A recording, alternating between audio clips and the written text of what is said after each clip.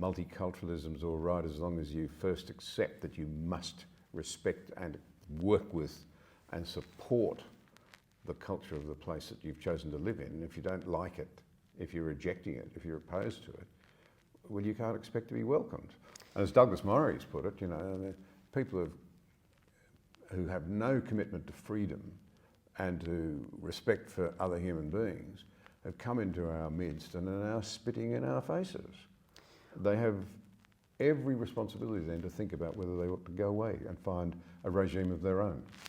But it's a complex problem. I mean, this weekend, I was at the march last weekend, and there is no way that the sort of rudimentary presence of police could have controlled that crowd. Now they're expecting even more this weekend. So has this multiculturalism thing gone too far already? Are there too many barbarians in our midst?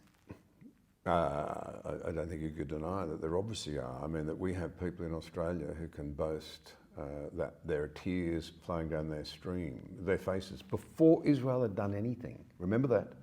Before Israel had gone into Gaza, simply tears of joy because of Hamas's butchering of women and children. And I've not been able to bring myself to watch any of the imagery. But I talked to Douglas Murray yesterday, who said he made himself sit through an hour of it.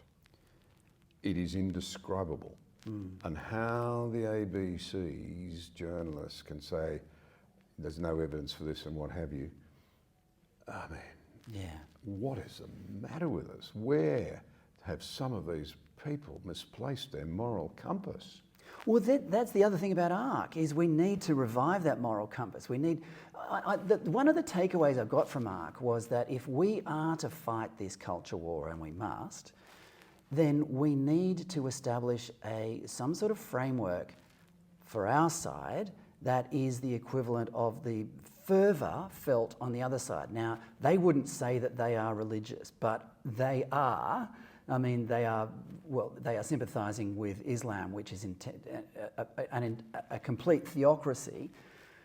But we need to develop a spiritual and philosophical framework that goes beyond the materialism that we have been sort of indulging in for the past 20 years, haven't we? It will really rediscover. Rediscover, yes. And I think I made this point in a conversation with Douglas Murray, which will go up shortly. I said that it strikes me that it's a really important point to note that those who oppose us are deeply motivated by their core beliefs, and the more people in those, and I'm thinking frankly the Communist Party in Beijing as well, where as I understand it, all the senior people have been told to go and do a refresher course in Marx and Engels in case they missed anything the first time round, or have forgotten anything, or have gone a bit soft on something. And then you see right across the Middle East, the way to get to power and to exercise it over others is to absolutely commit yourself to the core beliefs of your culture. In ours, if you absolutely commit yourself to the core fundamental beliefs and values of our culture, you get sidelined. I mean, we saw you're vilified.